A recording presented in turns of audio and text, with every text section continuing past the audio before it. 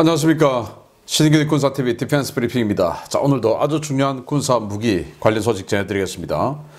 필리핀이 지금 차기 전투기 사업하고 있죠. 그런데 벌써 2년 전에 미국으로부터 F-16 전투기 사도 좋다라는 이 OK 사인을 받았는데 이게 도저히 지금 진척이 안 되는 겁니다. 가격이 너무 비싸요. 그런데 미국이 차관을 제공해 주지 않습니다. 자, 그래서 대안으로 떠오른 게 결국은 한국의 F-50 밖에 없지 않느냐라는 건데, 필리핀의 국방 예산 그리고 공군 예산, 무기 구매 예산이 연간 얼마인지, 또 F-16 가격, 그리고 경쟁자로 떠오르 있는 그리펜, 그리고 우리 한국의 F-50 비교 한번 해보겠습니다.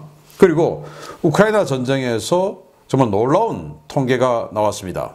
지난주 러시아가 대규모 미사일 공격을 주말에 했죠. 한 200발 정도 쐈는데, 그것으로 인해서 지금 미사일 요격 관련한 이런 보고서들이 계속 나오고 있는데, 정말 놀랍게도 러시아가 공대 함 미사일 1960년대 만든 KH-22라고 있어요. 아주 덩치 큰 구닥다리 미사일인데, 이 전쟁 기간 중에 러시아가 무려 한 300발 가량을 그 미사일을 쐈는데, 미국이 가지고 있는 최강의 요격 미사일이죠. 팩3, 또 나삼스, 그리고 유럽의 여러 미사일들, 아스터 30, 또 아이리스-T 이런 것들이 하나도 명중 요격을 못했다라는 겁니다. 이게 도대체 어떻게 된 일이냐? 1960년대 소련이 만든 건데 어떻게 이럴 수가 있나? 왜 그런지 한번 보도록 하겠습니다. 자, 5가지 단신 먼저 보겠습니다. 튀르키예는 미국의 칸 전투기용의 F-110 엔진 수출을 재요청했다라는 소식에서부터, 우크라이나는 스트리스방 122 전차, 이거 선전용 아니다, 저격용으로 잘 사용하고 있다라고 주장했는데요. 보겠습니다. 첫 번째입니다. 지난해 12월 27일 TFX 칸 전투기 첫 비행을 예고했다가 무기한 연기한 튀르키예가 미국의 칸 전투기용 F-110 GE129 엔진 면허 생산 구매를 재차 요청했다는 소식입니다. 이미 한 번 거절된 전례가 있는데, 이번에도 거절당할 경우 칸 전투기의 개발과 양산에 큰 차질이 빚어질 것으로 예상됩니다. 인도가 지난해 12월 말까지 필리핀에 인도하기로 했던 브라모스 지대함 미사일 초도 물량 선적 준비 작업이 이제야 진행되고 있다는 소식입니다. 1월 중순까지 배송되는 지대함 미사일은 필리핀 육군 지대함 미사일 대대에 배치돼 올해 말까지 실전 투입 준비를 마칠 예정입니다. 튀르키예가 지난주 스텔스 무인 전투기 앙카3 첫 비행을 성공했다는 소식입니다. 시속 270km의 속도로 2500m 고도에서 1시간 10분 동안 비행했다고 하는데, 튀르키예는 앙카3 무인기가 F-16 후어젯과 같은 4.5세대 항공기와 연동이 가능한 최강의 스텔스 무인 전투기가 될 것이라고 선전하고 있습니다. 러시아가 서방 세계의 전방위적인 제재에도 불구하고 제재의 허점을 이용해 신형 무기들을 무서운 속도로 생산하고 있다는 소식입니다. 러시아 국영 방산업체 로스텍이 지난 1년간 러시아군에 1,500대 이상의 전차와 22,000기 이상의 드론, 1,400문 이상의 각종 포병 장비를 생산해 공급했다고 밝혔습니다. 2024년에는 전년 대비 2배 생산을 목표로 하고 있다고 합니다. 서방 측이 제공한 전차들을 선전용으로만 쓰고 있다는 지적이 쇄도하자 우크라이나가 발끈하고 나섰습니다. 우크라이나군 총참모부가 스웨덴제 스트리스방 1-2 전차 선전에 대한 비판을 반박하며, 해당 전차는 높은 정밀도를 이용해 장거리 저격전 임무에 투입하고 있다고 주장했습니다. 짧게는 2km, 길게는 3.8km 거리의 적 전차를 일격필살로 파괴하고 있다는데 현실성이 있는 이야기인지 모르겠습니다. 네, 튀르키예가 지난 3월에 첫 롤아웃을 이렇게 하고는 12월 27일 날 첫 비행을 하겠다고 선언했죠. 그런데 엔진이 어딨냐? 이거 분명히 과거 라이센스 생산을 대량으로 했던 F-16용 그 엔진, F-110 엔진 불법으로 떼다가 갖다 넣은 거야 라고 다들 주장했고, 저도 같은 주장을 했었는데 실제 그게 맞았던 모양입니다. 미국이 강력한 반발, 압박이 있었던지 드디어 12월 27일 첫 비행을 하겠다고 한 것을 비행하지 못했습니다. 그러면서 튀르키예는 그러면 이 F-110 엔진 이거 좀 팔아라 하고 미국에 요청을 하면서, 그러면서 이제 이 F-110 엔진을 칸에 좀 달자 이 요청을 했는데 미국은 대답을 안 하고 있고, 튀르키예는 이 F-110 엔진 이거를 파냐 안 파냐 이게 스웨덴의 나토 가입 최종 인준과 연동이 된다. 그러니 팔아라 라고 하고 있는데 만약에 이 미국이 F-110 엔진 튀르키예에 안 팔면 튀르키예가 지금 자체적으로 F-110급의 엔진을 개발하고 있다고 하는데 10년 넘게 걸리겠죠. 우리 한국이 F414급 엔진 지금 이제 개발에 들어갔는데 그보다 더 크고 센 엔진이 바로 이 F-110 엔진입니다.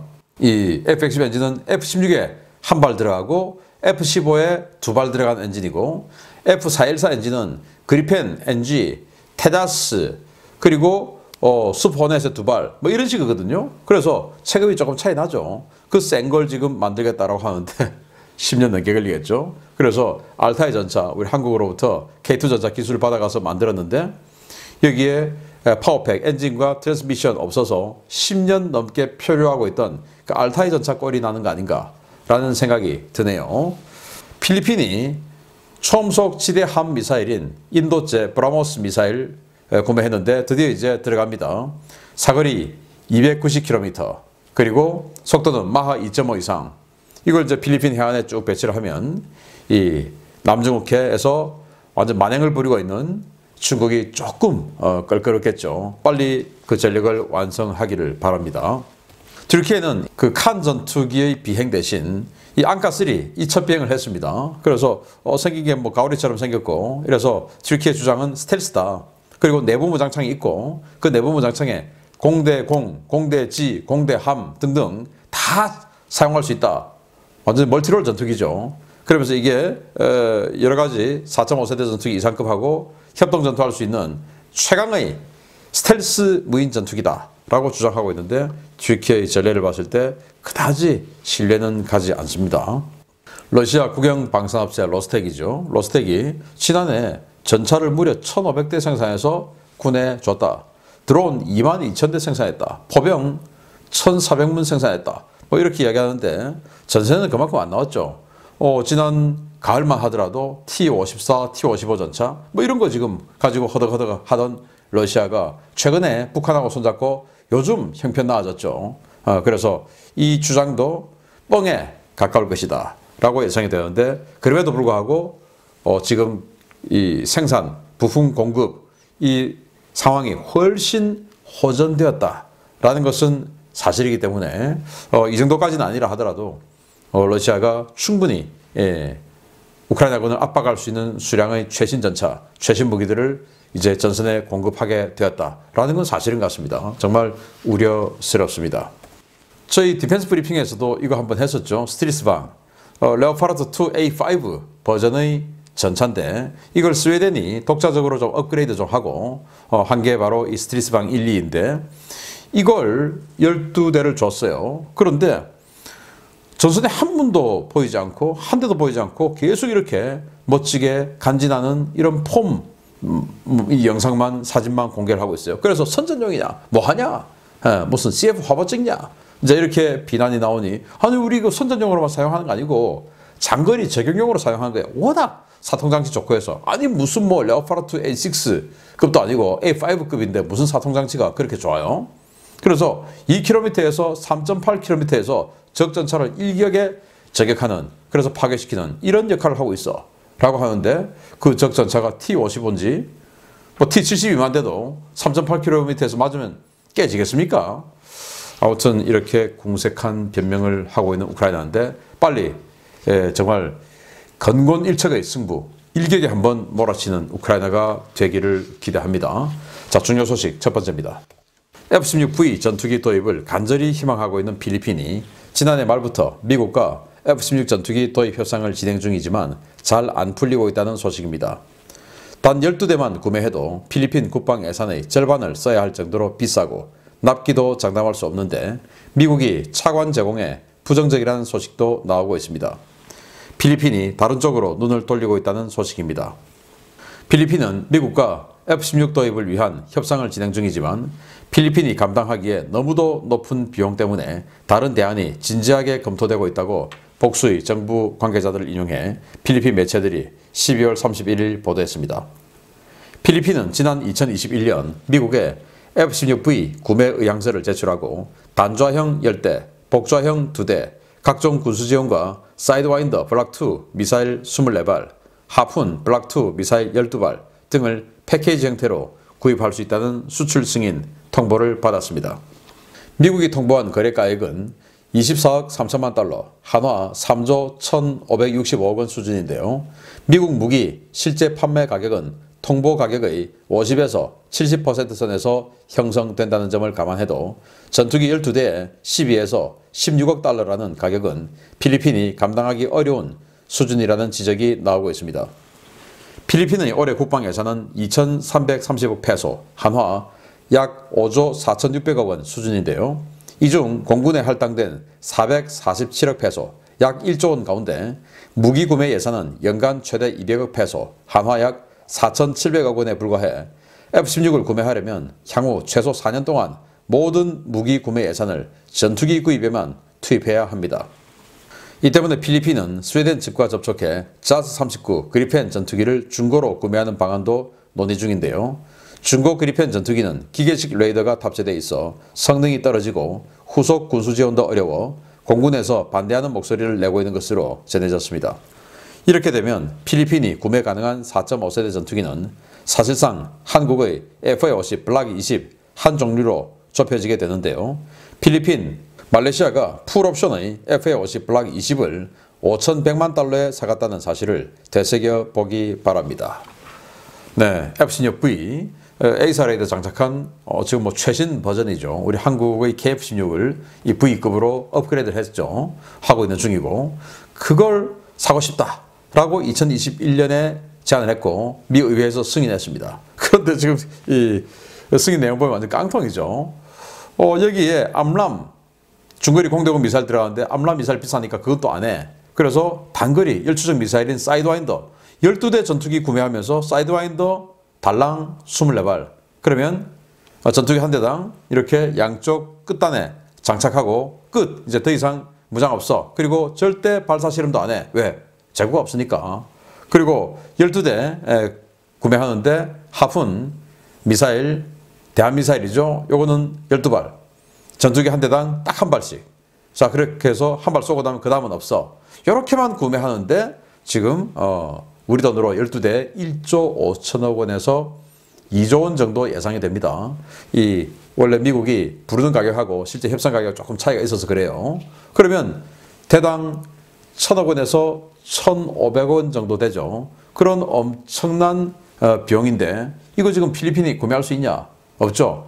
필리핀 공군이 1년에 쓰는 예산은 1조 원. 그 중에서 부품, 무기 구매 등등 해서 다 해서 운영 유지비, 이 부대 경상 경비 이런 거 빼고 진짜로 이제 뭐 구매하는 거 이 예산이 4,700억 원.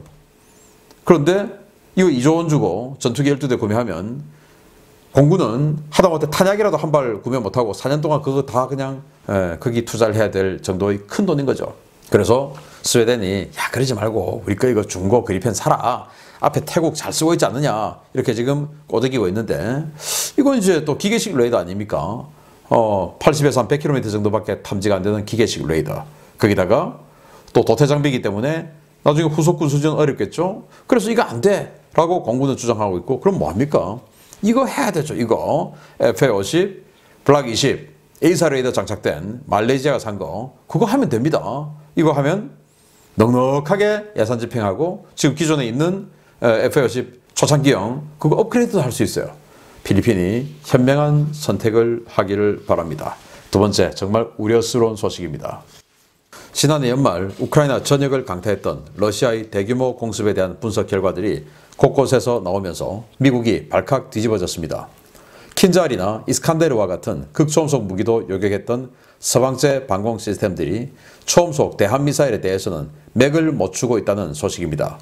우크라이나군은 현재까지 기존 방공무기는 물론 서방이 지원한 모든 유형의 방공무기를 동원했음에도 러시아군이 발사한 KH-22 초음속 대한미사일을 단 한 차례도 요격하지 못했으며 이는 기술적인 이유 때문이라고 우크라이나 공군이 현지 시각 12월 31일 밝혔습니다. 우크라이나는 러시아는 전쟁 발발 이후 약 300발의 KH-22를 우크라이나 영토에 발사했지만 요격된 것은 단 한 발도 없었다라며 기존의 구소련제 방공무기는 물론 서방에서 공급받은 방공무기로도 KH-22는 대응이 불가능하다라고 호소했습니다. 우크라이나 공군은 현재까지 KH-22를 요격하기 위해 미국제 패트리어트 팩3와 나삼스, 프랑스제 샘프티와 크로탈, 독일제 아이리스-T SLM 등을 동원했지만 이들 무기로 KH-22나 그 계열 미사일을 방어하는 것이 불가능했다고 밝혔습니다. 러시아가 미국의 항공모함을 원거리에서 타격하기 위해 1960년대 초반에 배치한 KH-22는 지속적인 개량을 통해 현재는 투플레프 22M3 폭격기에서 주로 운용되고 있는데요. 기본형은 사거리 600km의 비행속도 마하 4, 개량형은 사거리 1000km의 비행속도 마하 5 수준의 성능을 가지고 있습니다. 당초 미국은 이 미사일이 속도는 빠르지만 덩치가 크고 민첩성이 떨어져 일반적인 대공 무기로 요격이 쉬울 것이라고 판단해 왔는데요. 우크라이나 측은 이 미사일이 날아올 때마다 각기 다른 비행 코스를 취해 미래의 경로를 예측하기 어려워 요격이 불가능하다고 밝히고 있습니다. 이는 현재 서방 국가들이 운용하고 있는 방공 무기들로는 마하 4 이상의 비탄도미사일, 즉 KH-22나 KH-32, 중국제 YJ-12와 같은 미사일이나 그보다 더 빠른 극초음속 무기는 요격할 수 없다는 것을 의미하는 것인데요. 우크라이나의 절규에서 미국이 왜 극초음속 요격무기 개발을 서두르는지 알 것 같습니다. 네, 투플레프 22 백파이어 폭격기가 이렇게 미사일 두 발을 장전하고 있는데 이게 바로 KH-22.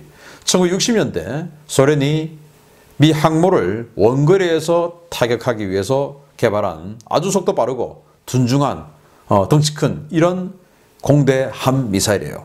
이 공대함을 이제 공대지 용도로 이번 전쟁에 한 300발 쐈는데 이거 동원해도 안 되고 저거 가지고 해도 안 되고 아무것도 이거 가지고 막을 수 없었다. 이 KH-22를. 그래서 이게 6월 27일 22년이죠. 재작년 크레멘추크에 탄착하기 직전의 KH-22 미사일인데 덩치 크죠. 탄도 중량이 무려 1톤입니다. 어마어마한 덩치입니다. 이걸 이제 때려버리는데 이걸 300발이나 때렸는데 아무것도 안 돼. 그 이유가 뭐냐? 그래서 미국의 팩3 최강의 요격 미사일이죠. 그리고 암람 미사일 가지고 만든 미국의 나삼스, 그리고 아스터 30 가지고 만든 샘프티, 그리고 적외선 추적 미사일인 아이리스-T SLM 이런 거 뭐 독일, 유럽 거, 프랑스 거 다 해봐도 아무것도 안 되는 거예요. 못 막는 거예요. 그 이유가 뭐냐? 탄도미사일이 아니라 속도는 마하 5 정도까지 나오니까 탄도미사일급에 가까운 속도인데 이게 일종의 순항미사일이니 도대체 미래 위치를 예측을 할 수가 없는 거예요. 극초음속 순항미사일이었던 겁니다. 이를테면. 그래서 뭐 이런 식으로 쏴가지고 점프해서 날아오기도 하고 또 이런 식으로 점프를 또 많이 하기도 하고 적게 하기도 하고 그냥 바로 쭉 내려오기도 하고 또 조금 큰 각도로 내려오고 완전히 높은 곳에서 내리꽂기도 하고 그리고 방향을 오다가 틀어버리기도 하고 이렇게 되니 뭐 제가 거듭 뭐 예를 들어 드리는 내용이지만 이 탄도미사일 요격할 때 일단 미래에 딱 미사일 쏘면 야 입사각 반사각 계산에 딱 해서 야 어디쯤에 떨어지겠다 해서 그쪽으로 미사일 미리 요격탄을 날려보냅니다. 왜? 속도가 워낙 빠르니까 어디로 떨어지는 거 보고 이제 요격탄 날려서 하면 늦죠. 그래서 미리 그쪽으로 요격탄 날려보내고 그리고는 이제 마지막에 최종 유도해서 격추시키는 게 탄도미사일 요격인데 이건 저쪽으로 떴다. 그래서 요격탄 이쪽으로 날려보내 가는데 이렇게 쑥 와버리고 또 이쪽에서 이 지점에서 요격하자 쑥 했는데 쑥 더 올라가서 이렇게 떨어져 버리고 뭐 이렇게 되는 거예요. 야구 제가 뭐 외야수 예를 항상 들어드리죠. 외야수가 타자가 딱 치면 바로 그냥 우수한 중견수들 우리 한국의 이정우 선수 지금 샌프란시스코 자이언트하고 계약을 했죠. 아주 비싼 가격에. 그러면 중견수로 뛴다고 하는데 딱 치면 바로 그냥 앞에 떨어지겠다. 어마어마하게 빨리 뛰어와서 다이빙 캐치해서 딱 받아야 되죠. 다이빙 캐치를 글러브를 갖다 대는데 옆에 뚝 떨어지면 어떻게 됩니까? 완전히 그냥 쟤 뭐 하는 거냐? 욕 먹는 거죠. 그리고 딱 쳤는데 뒤로 날아가겠다 해서 뒤로 막 뛰어가야 되는데 앞에 툭 떨어지고 내가 판단 잘못했어. 그럼 쟤 뭐 하는 거냐? 요거도 먹는 거죠. 우수한 외야수는 어떻게 되냐? 딱 치면 뒤다 막 뛰어나서 점프 캐치하고 이렇게 돼야 되는데 그걸 이제 예상을 할 수 있는 거예요. 왜? 야구공 때리는 건 탄도 비행을 하니까. 그런데 이건 탄도 비행을 하지 않고 이제 순항 비행을 하면서 속도는 탄도미사일처럼 빠르니 도대체 요격이 안 되더라. 1960년대 미사일인데, 그래서 미 의회에서 올해 2024 국방수권법에 극초음속 무기에 대한 요격 능력을 빨리 갖춰라 라고 의회에서 법안을 만들어 놨어요. 그게 아마 이런 데이터가 의회에 들어가서 그런 게 아닐까라고 생각이 되고 정말 우려스럽습니다. SM6 이런 것들이 가능하지 싶은데 우리나라도 빨리 SM6 도입해야 되지 않나. 그리고 SM6보다 더 나은 성능의 극초음속 요격 무기 빨리 개발해야 된다라는 생각이 듭니다. 마치겠습니다. 감사합니다.